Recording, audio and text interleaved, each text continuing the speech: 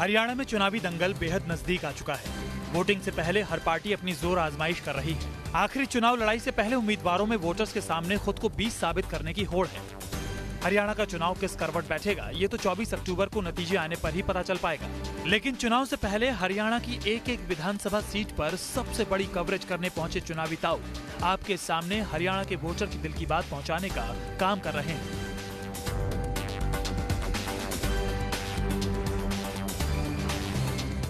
अब तक चुनावी ताऊ हरियाणा के बड़े शहरों रोहतक, भिवानी, सिरसा और हिसार में घूमे। पिछले एपिसोड में चुनावी ताऊ कैथल का मिजाज परखने के लिए पहुंचे थे। आज कैथल को और विस्तार से जानने की कोशिश करते हैं, क्योंकि हरियाणा का ये इलाका राजनीतिक लिहाज से काफी अहम माना जाता है। कैथल जिले की बात करें तो यहाँ सड़कों की दयनीय हालत देखने को मिली थी। साथ ही विकास के दूसरे कामों में रोड़े अटकने से लोग विकास को खुद से जुड़ा महसूस नहीं कर पा रहे हैं। ऐसे में और क्या क्या मुद्दे हैं जो चुनावी एजेंडे से गायब दिख रहे हैं। चुनावी ताऊ हरियाणा में खेतों में पहुंचे, जहां धान फसल की कटाई के बाद पराली को जलाया जा रहा है। खेतों से जलकर उठता काला धुआं पूरे आसमान तक फैला हुआ है, हवा को जहरीला बना रहा है और यही जहर हवा के साथ दिल्ली एनसीआर की आबो हवा को भी दूषित कर रहा है। लेकिन चुनावी दल इसे नजरअंदाज कर रहे हैं, क्योंकि किसानों की नाराजगी कोई मोल नहीं लेना चाहता। यूं तो देश के लगभग हर मुद्दे की चर्चा हरियाणा के चुनाव में है, चाहे वो कश्मीर में धारा 370 और 35A को हटाना हो, या प्रधानमंत्री की अमेरिका में दी गई भाषण या स्पीच पर यहाँ के लोगों का रवैया।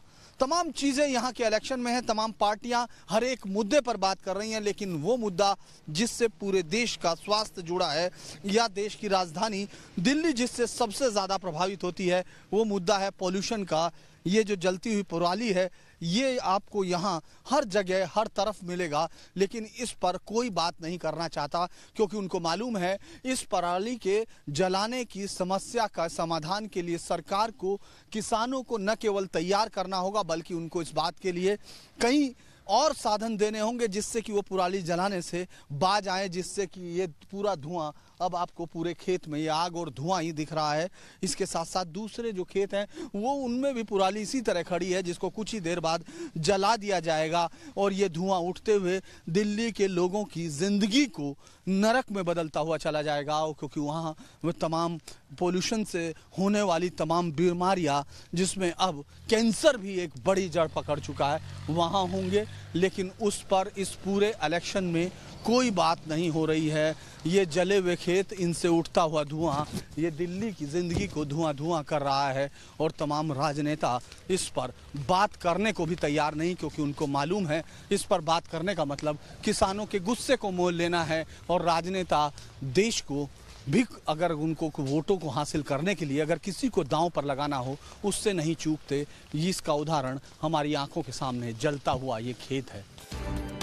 हालांकि कोर्ट के कड़े रुख के चलते खट्टर सरकार ने पराली जलाने को लेकर कुछ कदम उठाए हैं, लेकिन क्या ये काफी है?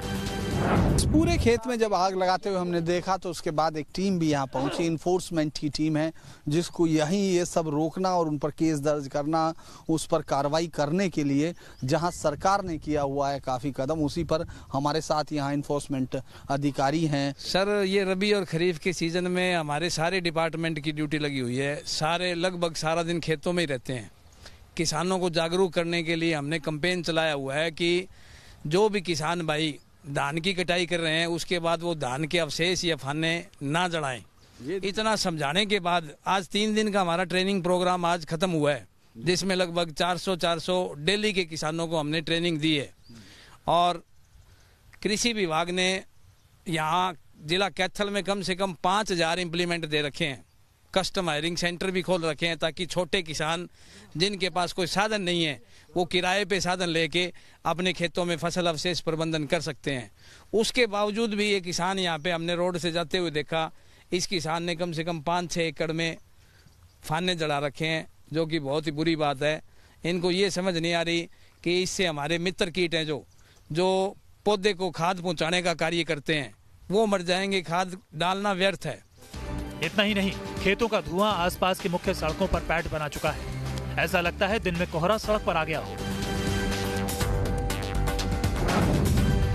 ये सड़कों पर कोई धुंध या कोहरा नहीं है और ये सर्दी का समय भी नहीं, लेकिन आप कैथल में इस सड़क पर सिर्फ धुआं ही धुआं दिख रहे हैं। इस पूरे धुएं में आपको सड़कों पर चलती हुई गाड़ी भी दूर से दिखाई नहीं देती। इस वक्त पूरे सड़क पर धुआं है जो यहाँ खेत से उठ रहा है। हमने अभी इससे कुछ दूर पहले ही एक खेत देखा जिसमें इन्फोर्समेंट का एक ऑफिसर भी आया और उसने बताया कि सरकार क्या क्या कदम उठा रही है और वो काफ़ी नज़र रखे हुए हैं, लेकिन उस नज़र का या उस पूरे इन्फोर्समेंट का कितना असर है वो आपको मुश्किल से 50 कदम चलने पर ही दिख जाएगा। सड़क पर भी ये धुआं पूरा लोगों की सांस के लिए खतरा है। इसके साथ साथ ये जहरीली हवा अब उड़कर आगे की ओर जा रही है, लेकिन चुनाव में इस पर कोई भी चर्चा नहीं। पिछले एपिसोड में हाई प्रोफाइल कैथल सीट के बारे में बात की थी। आज 3 और विधानसभा सीटों के बारे में थोड़ा जान लेते हैं। पुंडरी विधानसभा सीट से इस बार 12 उम्मीदवार मैदान में हैं। 2014 के चुनाव में पुंडरी के वोटर्स ने निर्दलीय प्रत्याशी को जिताया था। गोहला विधानसभा सीट आरक्षित है। यहाँ भी 12 कैंडिडेट चुनाव लड़ रहे हैं। पिछले चुनाव में यहाँ बीजेपी से विधायक चुना गया था। वहीं कलायत विधानसभा की बात करें तो इस सीट पर 15 कैंडिडेट अपनी किस्मत आजमा रहे हैं। 2014 में निर्दलीय उम्मीदवार यहाँ से विजयी होकर आए थे।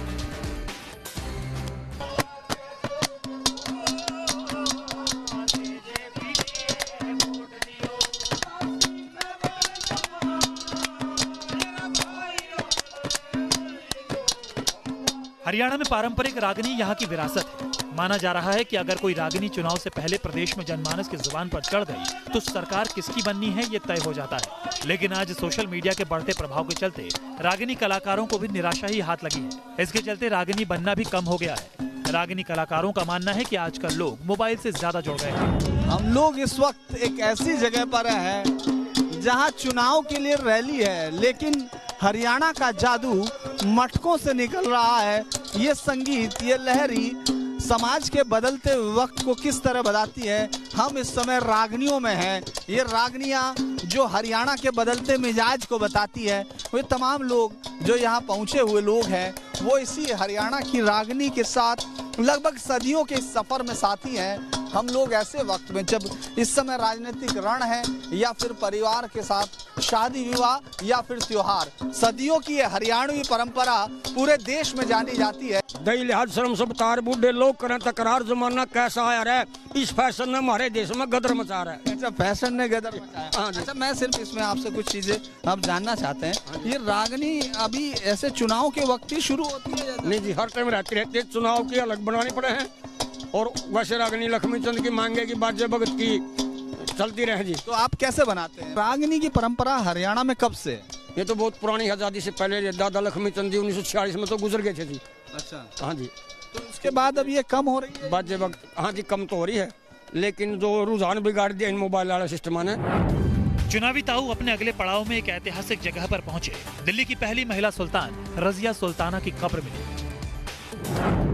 ये कब्र जब 1240 में रजिया सुल्ताना अपने पति जिसके साथ उसने शादी की अल्तुनिया के साथ वापस दिल्ली पर कब्जे की लड़ाई लड़ रही थी, उस वक्त इसी कैथल के मैदान में भीषण युद्ध हुआ और उसके बाद रजिया की मौत हुई और उसको यहीं दफनाया गया। बाद में इतिहासकार कहते हैं कि अलग अलग समय पे शायद उसके अंतिम जो अवशेष हैं उनको ले जाकर दिल्ली में भी दफनाया गया, लेकिन यहाँ के लोगों के मुताबिक यही कैथल में रजिया की कब्र है, जिसको अलग अलग जगह आप ऐतिहासिक साक्ष्यों में भी देखते हैं। अपने साथ इतिहास को समेटे कैथल पर इस वक्त चुनावी रंग चढ़ा है। BJP, Congress, Indian National Lokdal और जेजेपी की यहाँ चुनावी फाइट है। कैथल की राजनीति विकास शब्द के इर्द गिर्द घूम रही है, लेकिन विकास जैसे कहीं दूर खड़ा है। प्रोजेक्ट अधूरे हैं, सड़कें गायब हैं, किसान बिजली के लिए परेशान हैं और राजनेता एक दूसरे पर आरोप लगा रहे हैं। इस वक्त चुनाव में इसीलिए मुद्दों से हटकर भावनाओं की राजनीति पर जैसे वोट इकट्ठे किए जा रहे हों। ऐसे में कैथल की जनता तय करेगी कि वो किसको इस बार अपने हाथ से जीत की कुंजी थमाती है। वीडियो जर्नलिस्ट हरीश के साथ धीरेन्द्र पुंडीर, न्यूज नेशन, कैथल।